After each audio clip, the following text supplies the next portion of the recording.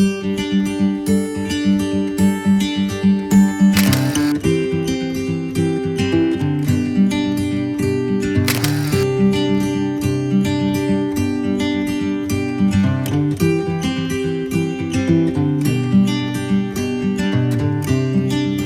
welcome back everybody. Alan here, and today is day 20 of our lawn renovation.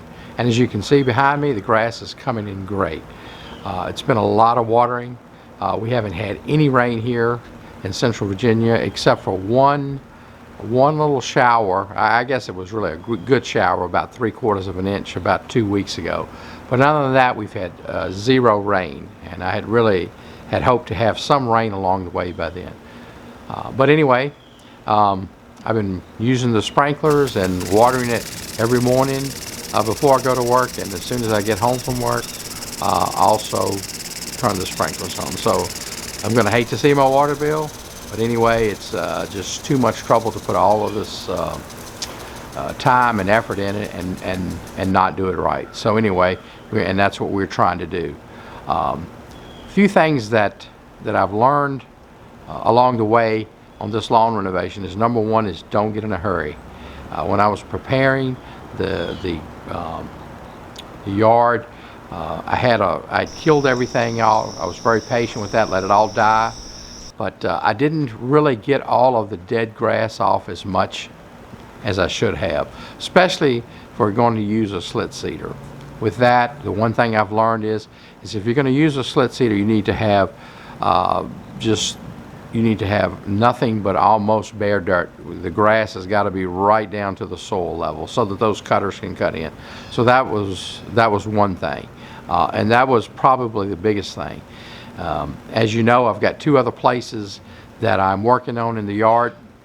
My front yard, I've got two different sections up there, and with those, on one of them we went all the way back down to bare dirt, and when we did that, we just used a crank seeder, earthway seeder, I believe it was the name of it.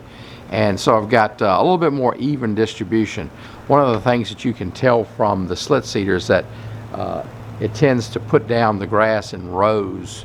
And even though I went one way and then crisscross went back and forth the other way, it still seemed to have everything kind of in rows.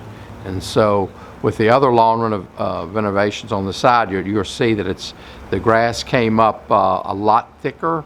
There are really no thin spots in it. It's just 100% coverage. So I'm really happy about that. I think a couple things made a difference on that. We'll talk about that in the other video when I can show you that. But anyway, overall, very happy with with how it's come in so far. And like I said, this is 20 days. But I know that there's a lot of seed there still left to germinate maybe and to come up and thicken up. And so we're going to try to be patient and wait before we do anything else to it.